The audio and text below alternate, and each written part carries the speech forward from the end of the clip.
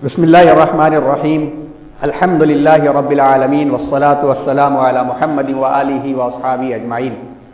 أعوذ بالله من الشيطان الرجيم. بسم الله الرحمن الرحيم. ما آتاكم الرسول فخذوه وما نهاكم عنه فانتهوا. صدق الله العظيم. وقال وما ينطق عن الهوى إن هو إلا وحي يوحى. صدق الله العظيم. معزز برادران اسلام اور بزرگان محترم، نبی کریم جناب محمد رسول اللہ صلی اللہ علیہ وسلم کی زندگی اور آپ کے ذریعے سے دی گئی ہر چیز ہمارے لیے شریعت ہے، ہمارے لیے دین ہے اور اسی میں ہماری کامیابی ہے.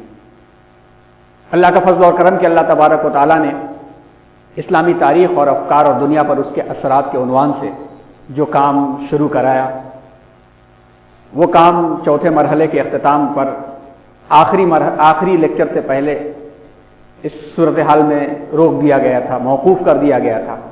اب اللہ کے فضل سے پھر سے دوبارہ آغاز کیا جا رہا ہے. اور جس وقت یہ لیکچر رکا تھا اس وقت چوتھا سال تھا، اور چوتھے سال میں اسلامی فکر کے پہلے مرجع یعنی قرآن مجید کے عنوان پر اس سیشن میں کافی گفتگو ہو چکی تھی.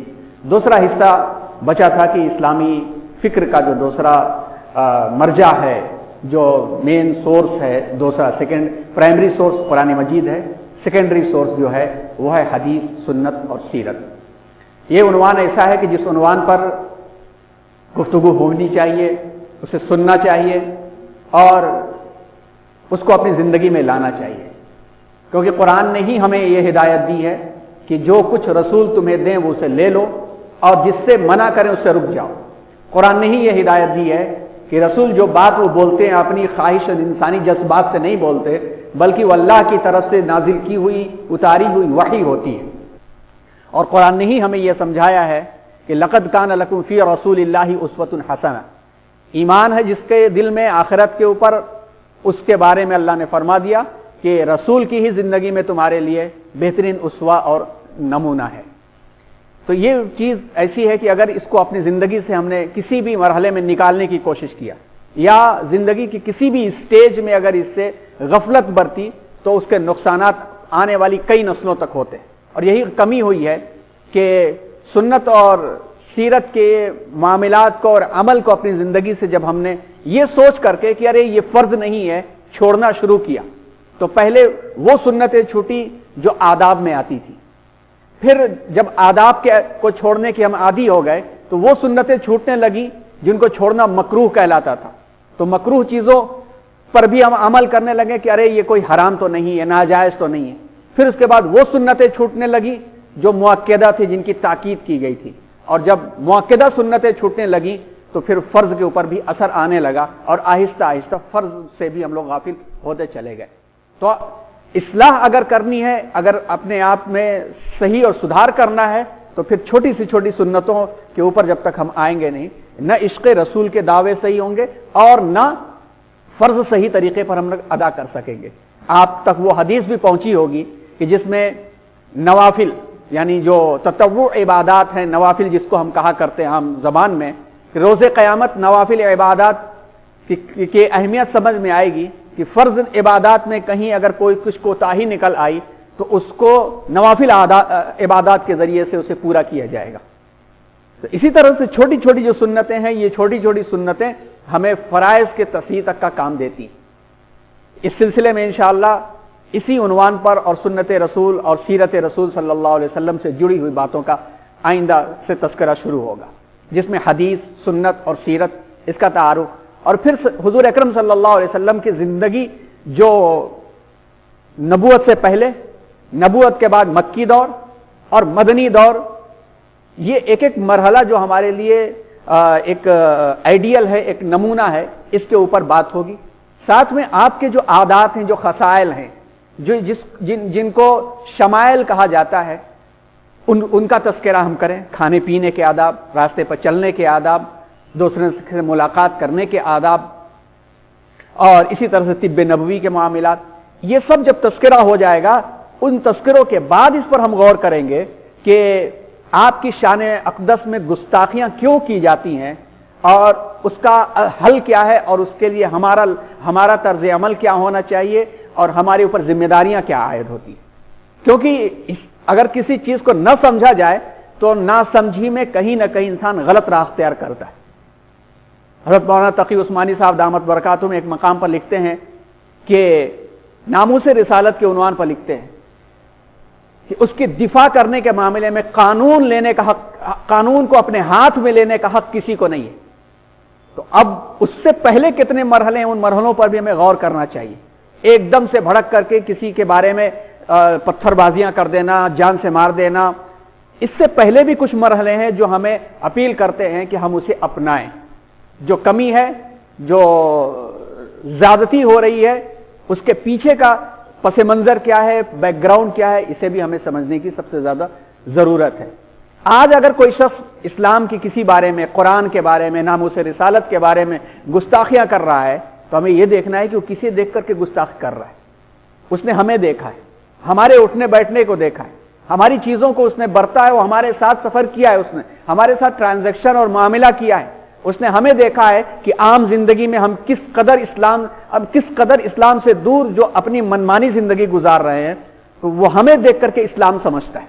ہماری دھوکے بازیوں کو، ہماری زبان کو، ہماری خیانتوں کو اور ہمارے کرپشن کو اور ہمارے فساد کو دیکھ کر کے اسلام کو ایسے ہی سمجھتا ہے اور ویسی تصویریں وہ پیش کرتا ہے.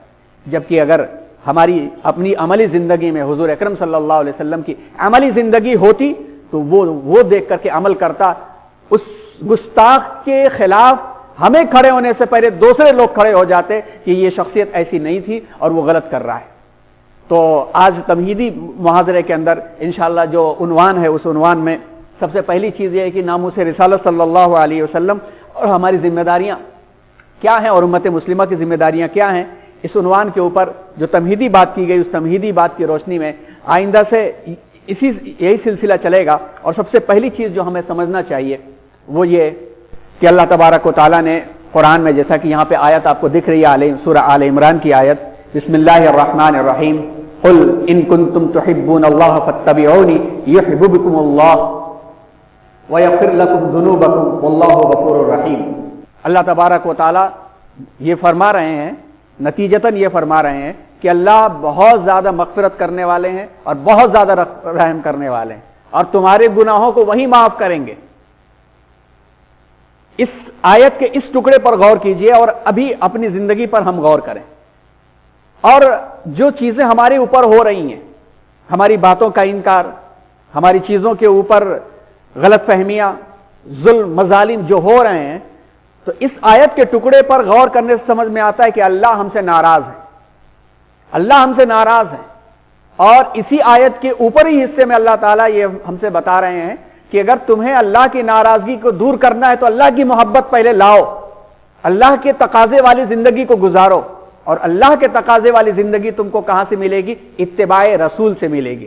ترجمہ آپ دیکھ لیں اوپر سے کہ اے نبی صلی اللہ علیہ وسلم آپ کہہ دیجئے ان کنتم تحبون اللہ، اللہ سے تم اگر محبت رکھتے ہو، اللہ کی محبت دل میں ہے تو فاتبعونی، میری اتباع کرو، مجھے فالو کرو، میرے طریقے پر چلو. یحببکم اللہ، جواب میں اللہ بھی تم سے محبت کرنے لگیں گے، تمہارے گناہوں کو معاف کر دیں گے. اور اللہ تبارک و تعالی مغفرت کرنے والے ہیں اور رحم کرنے والے ہیں. آپ حدیث دیکھیں جو بہت مشہور حدیث ہے، بخاری میں کی روایت ہے اور عام طور پر یہ پیش کی جاتی ہے. حضرت انس بن مالک رضی اللہ تعالیٰ عنہ سے یہ مروی ہے، عن انس بن مالک رضی اللہ تعالیٰ عنہ قال النبی صلی اللہ علیہ وسلم لا یؤمن احدکم حتی اکون احب الیہ من والدہ وولدہ والناس اجمعین، رواہ البخاری، او کما قال النبی صلی اللہ علیہ وسلم. دنیا میں ہر چیز سے زیادہ، یہاں تک کہ اپنے ماں باپ، یہاں اس سے بڑھ کر کے اپنی آل اولاد، اس سے بڑھ کر کے اپنی جان سے زیادہ جب تک مجھے محبوب نہیں رکھو گے تب تک تم مومن نہیں بن سکتے. اب یہ تقاضا ہمیں کیا بتاتا ہے؟ یہ تقاضا ہمیں یہ بتاتا ہے کہ محبت کیوں ہونی چاہیے نبی سے، کس انداز سے ہونی چاہیے. کیونکہ نبی کریم صلی اللہ علیہ وسلم کی باتیں عمل اور زندگی کے روز و شب قرآن کی تشریح اور تفسیر ہے. ان کے بغیر دین پر عمل کرنا ممکن نہیں. اسی طرح اسلامی زندگی، شریعت اور اللہ کی پسندیدہ منزل کو جانے کا ایک ہی راستہ ہے، صرف ایک راستہ، اس راستے کے علاوہ کوئی بھی راستہ ہوگا وہ کھوٹا راستہ ہوگا اور اس منزل تک نہیں پہنچ سکتا، اور وہ ایک راستہ صرف اور صرف کیا ہے؟ اس راستے کا نام سنت اور سیرت ہے۔ سنت رسول اللہ صلی اللہ علیہ وسلم کا عمل اور رسول اللہ صلی اللہ علیہ وسلم کی زندگی۔ تو جب ہماری شریعت، ہمارا دین، ہماری نمازیں، ہمارے روزے اور ہمارا ایمان بھی، ہماری دنیا اور ہماری آخرت بھی جب اس کا راستہ ہو کر کے ہی نبی کی گلی سے جا رہا ہے، تو نبی سے محبت کیے بغیر اس راستے سے صحیح و سالم کیسے گزرا جا سکتا ہے؟ اور ہر شخص جانتا ہے کہ کسی راستے سے انسان گزر رہا ہے تو اس راستے سے معلومات اس کو ہونی چاہیے، اس راستے کے نشیب و فراز سے واقف ہونا چاہیے، اور اس راستے سے الفت بھی اس کو ہونی چاہیے۔ اب ہمیں کسی جگہ پہ جانا ہے، مجھے معلوم نہیں ہے کہ یہ راستہ وہاں پہنچے گا یا نہیں پہنچے گا، اور میں اس میں گھس جاؤں تو ضائع ہو جائے گا وقت اور بربادی ہو جائے گی۔ مجھے ایک راستے پر مجھے جانا ہے، بار بار یہی راستہ مجھے مسجد تک لے جا رہا ہے یا یہی راستہ مجھے میری منزل تک لے جا رہا ہے، اور میں اس راستے میں کوڑا پھینکوں، اس راستے میں کوئی خرابی ہو اور میں اس کو درست کرنے کی فکر نہ کروں، تو نقصان کس کا ہوگا؟ میرا ہی سب سے پہلے نقصان ہوگا، کسی کا تو بعد میں ہو۔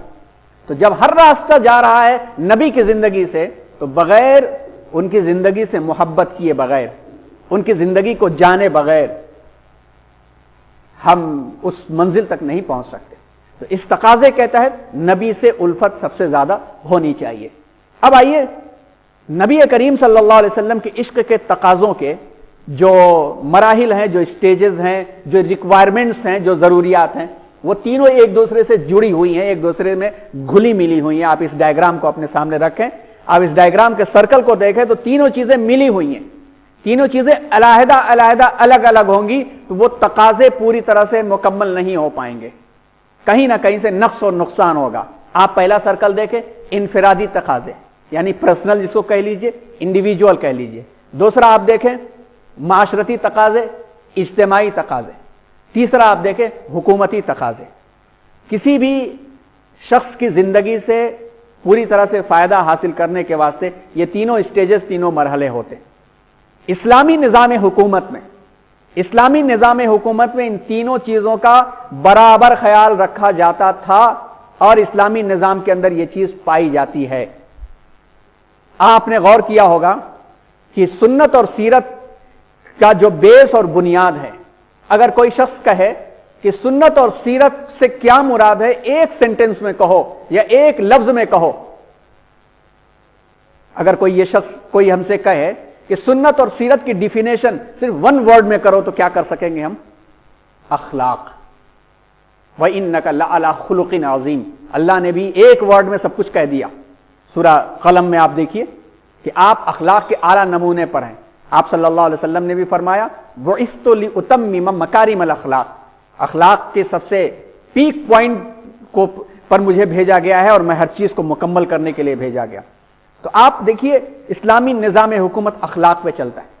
اخلاق پہ چلنے میں ہر شخص کی ذمہ داریاں ادا کی گئیں، ہر غریب تک اسلامی نظام حکومت پہنچتی ہے، یہاں تک کہ جو بادشاہ وقت ہوتا ہے وہ غریبوں کا بوجھ اٹھانے میں اپنے لیے فخر محسوس کرتا ہے۔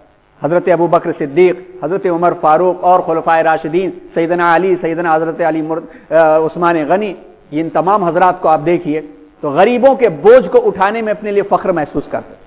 تو لوگوں کے لیے دینا سب سے زیادہ پسند کیا گیا اسلامی نظام حکومت میں، لیکن بلا وجہ ہاتھ پھیلانا سب سے برا مانا گیا اسلامی نظام حکومت میں۔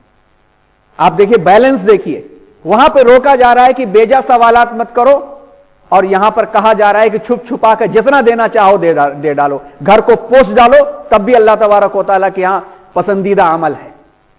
تو جب اسلامی نظام حکومت اس نظام کو سنبھالتی ہے تو اس کے لیے تربیت دیتی ہے۔ تربیت کس کو دیتی ہے؟ فرد کو تربیت دیتی ہے، انڈیویجول تربیت دیتی ہے اخلاق اور کردار کے معاملے میں۔ دل دکھانا اتنا زیادہ ناپسند کیا گیا کہ صاف طور پر کہہ دیا گیا اتقوا دعوۃ المظلوم فإن ليس بينه وبين الله حجاب، كما قال النبي صلی اللہ علیہ وسلم کہ مظلوم، کسی کا دل دکھانے سے بچو، کسی کا دل دکھانے سے بچو، اس لیے کہ کسی کا دل دکھ جاتا ہے اور آہ نکل جاتی ہے تو اس کے اور رب کریم کے عرش الہی کے درمیان میں کوئی پردہ نہیں رہتا.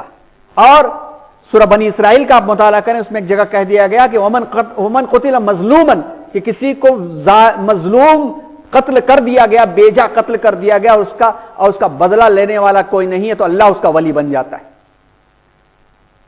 تو اسلامی نظام حکومت میں ہر فرد کی تربیت سب سے زیادہ کی جاتی ہے کہ کسی کو نقصان مت پہنچانا اپنی ذات سے بیجا، کسی کا دل مت دکھانا. مشہور ہے نا کہ دل بدست آیا تو حج اکبرس، مشہور ہے کہ دل پر قابو کر لو تو ہزاروں کعبے کے مقابلے میں اس کا مقام بڑھ جاتا ہے. پھر فرد جب درست ہوتا ہے تو معاشرہ درست ہوتا ہے. یہ اسلامی نظام تھا. لیکن جب اسلامی نظام اگر نہیں ہے تو اسلامی نظام حکومت اگر نہیں ہے تو غیر حکومت یہ کام انجام نہیں دے سکتی ہے. اب ہماری اور آپ کی ذمہ داری یہ ہوتی ہے کہ ہم اپنے آپ کو اخلاق کے زمرے میں لا کر کے ایک معاشرہ تشکیل کر دیں. ایک ایک فرد درست ہوگا تبھی معاشرہ درست ہوتا ہے. تقریروں کے ذریعے سے معاشرہ درست نہیں ہوتا. انڈیویجول بیہیویئر سے گروپ بیہیویئر چینج ہوتا ہے. کراؤڈ پر محنت کرنے سے کچھ بھی تبدیل نہیں ہوتا. جب معاشرہ درست ہو جاتا ہے، ایک شیپ میں آتا ہے اور اس معاشرے کے پاس ایک پاور ہو جاتا ہے، اتحاد کا جب پاور ہو جاتا ہے تو حکومتیں بھی اس کے سامنے جھکنے پر مجبور ہو جاتی. آج گری ہوئی قومیں متحد ہیں تو حکومت ان کے لیے ریزرویشن جھکنے پر مجبور ہے. ایک بڑی لارج میجارٹی ہونے کے باوجود، سیکنڈ لارج میجارٹی ہونے کے باوجود ہم نے مائنورٹی کا لفظ اتنا استعمال کیا اور اس بکھراؤ کے نتیجے میں ہم اپنی کوئی بات نہیں پیش کر پاتے. تو غیر اسلامی معاشرے میں اب ہماری ذمہ داری کیا ہے؟ اپنے آپ کو سدھاریں، اپنے آپ کو سدھار کر کے ایک معاشرہ بنا کر کے ایک اپنا کوائلیشن اور ایک اتحاد بنا لیں. اس اتحاد کے نتیجے میں آئندہ کے معاملات خود بخود درست ہو جائیں گے. اب اس کے بعد عشق کے تقاضے کیا ہیں؟ عشق کے جس سے عشق محبت ہوتی ہے، ہر شخص جانتا ہے جس سے محبت ہوتی ہے وہ ایسے ہی بننے کی انسان کوشش کرتا ہے. اس کی بہت ساری مثالیں انسان سمجھ سکتا ہے. اس کی پسند کا خیال کیا جاتا ہے اور جس سے محبت ہوتی ہے اس کی بات سننا اچھا لگتا ہے، اس کا تذکرہ کرنا اچھا لگتا ہے. جس سے محبت ہوتی ہے اس کے طریقے کو اپنایا جاتا ہے، اس کی اداؤں کو نقل کیا جاتا ہے، اس کے پہناوے پہنے جاتے ہیں، اس کی ذرا اسٹائل بنائی جاتی ہے، اس کے طریقے پر زندگی گزاری جاتی ہے. یہ محبت کے کم سے کم کے تقاضے ہوا کرتے ہیں.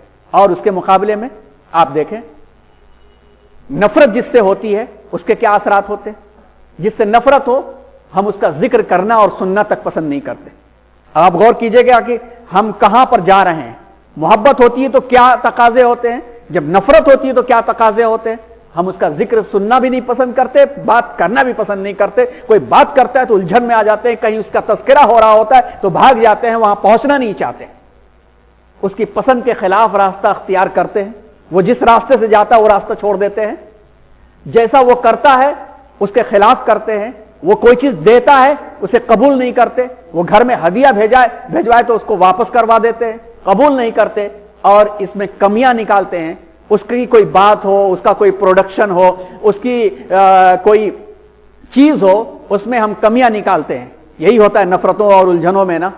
اب آپ دونوں چیزوں کو سامنے رکھ کر کے یہ غور کریں، کیا کبھی ایسا ہوتا ہے کہ کسی کی محبت کا دم بھرا جائے اور اس کے ناپسندیدہ کام کو، اس کے پسندیدہ کام کو ناپسند کیا جائے یا ناپسندیدہ کام کو پسند کیا جائے؟ ایسی چیز تو کہیں پائی نہیں جاتی. بھائی نفرت بھی ہے اور نفرت بھی ہے، اس کو گالیاں بھی دے رہے ہیں اور اس کی چیزوں کو قبول بھی کریں.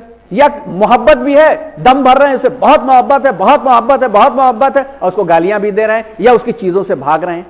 ایسا کہیں نہیں ہوتا سوائے ہماری اپنی عملی زندگی میں، سوائے ہماری عملی زندگی میں کہ ہم نبی کریم صلی اللہ علیہ وسلم کی محبت کا دم بھرتے، عاشق رسول کہلانا پسند کرتے ہیں، نبی کے نام سے جوڑ کر کے اپنے نام کو نام رکھنا پسند کرتے ہیں. سب سے زیادہ پسندیدہ یہ ہوتا ہے کہ ہماری نسبت نبی سے جڑ جائے. موقع مل جائے تو سب سے پہلے مکے سے پہلے ہم مدینہ پہنچنا چاہتے ہیں کہ آقا کے دربار میں پہنچ کے پہلے ہدیہ سلام ہم پیش کر لیں. لیکن عملی زندگی میں نبی نے اسراف سے منع کیا، فضول خرچیوں میں لاکھوں روپے برباد کرتے. نبی نے فحشا سے منع کیا، گھر میں فحشا سجائے ہوئے گندگیوں میں، گندے پروگراموں میں، ناچ گانوں میں صرف کرتے. نبی نے سختی کے ساتھ غصے کے عالم میں کہہ دیا کہ آگ لگا دو اس گھر کو جس گھر میں لوگ اگر بچوں کا ڈر نہ ہوتا تو میں آگ لگا دوں، گھروں میں لوگ نماز نہیں پڑھتے، مسجد میں گھروں میں نماز پڑھتے ہیں، مسجد میں نہیں آتے۔ خیر یہ موجودہ سچویشن ہے، ایک الگ سچویشن ہے۔ عام حالات میں کفر کہہ دیا کہ نماز اور اسلام کی پہچان، نماز جو ہے کفر اور اسلام کی پہچان ہے، جو نماز پڑھتا ہے وہ مسلمان ہے، جو نہیں پڑھتا اس کے بارے میں نہیں کہا جا سکتا۔ مگر ہم دیکھیں عمل ہمارا کیسا ہے، اپنا ہم جائزہ لیں۔ اب اس جائزے کے بعد دور حاضر میں ناموس رسالت کی حفاظت کا انتظام ہم کہاں سے کر سکتے ہیں؟ دور حاضر میں اس وقت کہاں سے کر سکتے ہیں؟ اس میں پہلی چیز تو یہ کہ ہم نبی کریم صلی اللہ علیہ وسلم کے اخلاق اور کردار کے درس کو عام کریں۔ درس سیرت اب چلانے کی ضرورت ہے۔ کہیں بیٹھ جائیے، کوئی جلسہ کرنے کی ضرورت نہیں ہوتی ہے۔ یہ ایک ایسا میگنیٹ ہے، چمبک ہے کہ آپ اگر ایک کرسی لگا کے کتاب لے کر کے بیٹھ جائیں تو دو لوگ خود بخود انشاءاللہ جڑ جائیں گے۔ محلے میں، مسجد کے پاس، نوجوانوں کے پاس ہو سکتا ہے کہ دوسری چیزوں سے نوجوان بھڑک کر کے بھاگ جائیں، مگر آپ 2 مرتبہ درود پڑھیے، نبی کا تذکرہ شروع کیجئے، ہر آدمی ادب سے آ جائے گا۔ اس لیے کہ دل کے کسی کونے میں محبت تو ہے مگر عمل ہمارا الگ ہو چکا ہے۔ اس عمل کے واسطے اس گرد کو کریدنے کی ضرورت ہے۔ درس کو عام کیا جائے تاکہ ہمارے اپنے بچوں کو، نوجوانوں کو پتہ چلے کہ نبی کی شخصیت کیا تھی، پہلے ہمیں پتہ چلے۔ دوسری چیز، اپنی ذاتی زندگی سنت اور سیرت کے مطابق گزاری جائے۔ اگر ہم کوشش کریں گے، ایک ایک فرد ہم کوشش کریں گے تو انشاءاللہ فرد سے افراد بن جاتے ہیں۔ تیسری چیز، گھروں میں سنتوں کو رواج دیا جائے اور اس پر عمل کیا جائے۔ ایک دم سے سب چیز نہیں آ جائے گا، یہ مت کرو یہ مت کرو۔ ایک غلطی ہم لوگوں سے یہ ہوتی ہے کہ گھروں میں اصلاح کرنے کے لیے مت کرو سے شروعات کرتے ہیں۔ مت کرو والا لفظ چھوڑ کر کے یہ کریں تو بہتر، اس طرح سے مثبت رویہ اختیار کریں۔ تمہیں ایسا کھا رہے ہیں، یہ غلط ہے، اسے نہیں۔ تمہیں کھا رہے ہیں، برابر ہے، ٹھیک ہے، کھا سکتے ہو، آؤ اس طریقے کو بھی دیکھا جائے۔ اس کو کھانے میں، اس طریقے پر کھانے میں بھی کھانا پیٹ میں جائے گا، لیکن اس طریقے پر کھانا کھانے میں کھانا پیٹ میں بھی جائے گا، کھانا کھانا عبادت بن جائے گا۔ تم ایسے سو رہے ہو، غلط ہے، ایسا تمہیں سو رہے ہو، ٹھیک ہے، نیند جس طرح سے چاہو پوری کرو، لیکن اس طریقے سے سونے میں نیند بھی اچھی ہوگی، ثواب بھی ملے گا۔ یہ مثبت رویہ اختیار کر کے بچوں کے ذہنوں تک ہم پہنچے اور بچوں کے بڑے ہونے کا انتظار نہ کریں، کیونکہ شخصیت بن جانے کے بعد چینج کرنا، ہیبٹ بن گئی، ایچ کاٹے تو ایبٹ بنے گا، اے کاٹے تو بٹ بنے گا، بی کاٹے تب بھی اٹ رہ جائے گا۔ بہت مشکل ہوتا ہے چینج کرنا۔ بچوں میں بیٹا ایسے کیا جائے تو ہمارے نبی کی شخصیت ایسی تھی، انشاءاللہ اس کا اثر ہوتا ہے۔ محلوں میں نوجوان کمیٹی بنا کر سیرت مشن چلائے جائے۔ سیرت مشن کیا ہے؟ آئندہ انشاءاللہ اس کی اور وضاحت ہوگی۔ جیسے سیرت مشن آج صفائی ستھرائی والا مشن ہے، چلو بھائی جھاڑو لیں گے، اپنے علاقے کو صاف کریں گے۔ آج پیڑوں کو بچانے والا مشن ہے، چلو جہاں جہاں پیڑ ہے اس کو بچائیں گے، کہیں پلانٹ لگائیں گے۔ آج مریض کی عیادت والا مشن ہے، آؤ محلے میں گھوم کے دیکھتے ہیں مسلم غیر مسلم کون بیمار ہے، اس کے لیے دعا کر کے آئیں گے۔ آؤ ہاسپٹل میں چل کر کے، یہ سیرت مشن ہوتا ہے۔ یہ کرنے کی ضرورت ہے، بہت سخت ضرورت اس وقت کی ہے، ابھی کیا جائے گا، اس کا اثر انشاءاللہ ضرور ہوگا۔ سوشل میڈیا پر نظر رکھی جائے اور قابل اعتراض جو پوسٹ ہے اس سے لوگوں کو، کمیٹی کو واقف کرایا جائے اور ایک مثبت مدلل جواب دینے کی کوشش کی جائے۔ خود نہیں دے سکتے، کسی سے بات کر کے اس کا جواب پازیٹیو طریقے پر دیا جائے۔ نفرت کو نفرت سے نہیں کاٹا جا سکتا، نفرت کو نفرت سے نہیں کاٹا جا سکتا۔ ہمارے ہاں اس نے گالی دی ہے تو ہمارے اوپر یہ فرض نہیں ہو جاتا ہے کہ اس کے بڑے کو گالی دیں۔ ہمیں منع کیا گیا ہے، ہمیں تو منع کیا گیا ہے، تو ہم مثبت طریقے پر جواب دیں۔ اور دوسرے، سائبر کرائم پر اعتراض درج کرایا جائے۔ ایک تو یہ ہے کہ اس کا جواب دینے کی کوشش کی جائے، خود معلوم ہو تو دیا جائے، نہیں معلوم ہے تو کسی سے معلوم کر کے اس جواب کو پوسٹ کرایا جائے۔ دوسرا یہ ہے کہ ہمارے پاس ایک کمیٹی ایسی ہونی چاہیے کہ دوستیاں ہو لیڈرز سے، ذمہ داروں سے، اور اس کو درج کرایا جائے کہ بھائی یہ بر وقت ہے، اس کو ہٹوائیے، ورنہ اس کے ذریعے سے مشکل آئی تو پورے محلے کا نظام، پورے علاقے کا نظام درہم برہم ہو جائے گا۔ وقت پر اگر کر دیا گیا تو بہت ساری چیزیں یہیں پہ حل ہو جاتی ہیں۔ اور پھر تنظیموں اور قائدین کے ذریعے سے فوراً حکومت کو متوجہ کیا جائے۔ ایک مرتبہ نہیں توجہ ہوگی، 2 مرتبہ نہیں ہوگی، بار بار کری جائے گی تو انسان کے دل و دماغ میں کھٹکے کی چیز ایک جماعت کی طرف سے، تنظیم کی طرف سے جب ہوگی تو یہ سارے کے سارے کام انشاءاللہ آسان ہو جائیں گے۔ اب انشاءاللہ اگلے ہفتے سے اسی عنوان سے آگے بات چلے گی۔ تو آج جو بات کہی گئی وہ بات یہ تھی، اسی پر اپنی بات کو ہم ختم کرتے ہیں کہ ناموس رسالت کی حفاظت کی ذمہ داریوں میں ہر فرد کی ذمہ داری بنتی ہے، معاشرے کی بھی ذمہ داری بنتی ہے، حکومت کی بھی ذمہ داری بنتی ہے۔ ہر فرد کی ذمہ داری یہ بنتی ہے کہ ہم خود نبی کریم صلی اللہ علیہ وسلم کی شان میں عملی گستاخی کرنے والے نہ بنیں، ان کی سنت اور سیرتوں کو اپنی زندگی میں ہم لائیں۔ ہم جب لائیں گے تو ہمارا گھر لائے گا، جب گھر لائے گا تو کئی گھر بنیں گے تو معاشرہ بنے گا، اور جب معاشرے میں غیر اسلامی حکومت میں ایسا معاشرہ بن جائے گا تو اتحاد کے ساتھ جب کسی بات کو ہم پیش کریں گے اپنے بڑوں اپنے ذمہ داروں حکومت تک تو اس بات کو سمجھا جائے گا اور مانا جائے گا۔ اور اگر ظلمن کوئی شخص ایسا کام کر رہا ہے تو بھی قانون ہاتھ میں لینے کی اجازت نہیں ہے، اور جو حکومت جو علاقے جو حکومتیں ان کی تائید کر رہی ہیں تو وہ ناانصافی والا معاشرہ خود بخود چند سالوں میں دم توڑ دیتا ہے، اور بہت سارے معاشرے ایسے دیکھے گئے۔ اللہ تبارک و تعالی ہم سب کو صحیح صورتحال کے مطابق زندگی گزارنے کی توفیق عطا فرمائے، اور نبی کریم صلی اللہ علیہ وسلم کی سنتوں کو عملی طور پر اپنی زندگی میں لانے کی توفیق عطا فرمائے۔ انشاءاللہ آئندہ جو ہے یہ تمام اگلے ہفتے یہ عناوین آپ کے سامنے آئیں گے، یہ ریکارڈنگ بھی اور یہ پاور پوائنٹ بھی جو اس مقصد کا گروپ بنا ہے اس پہ بھیج دیا جائے گا۔ آپ اسے زیادہ سے زیادہ عام کریں تاکہ نبی کریم صلی اللہ علیہ وسلم کی گفتگو زیادہ سے زیادہ عام ہو۔ سبحان اللہ بحمدہ، سبحانک اللہم وبحمدک، نشہد ان لا الہ الا انت، نستغفرک ونتوب الیک۔ سبحان ربک رب العزۃ عما یصفون، وسلام علی المرسلین، والحمد للہ رب العالمین۔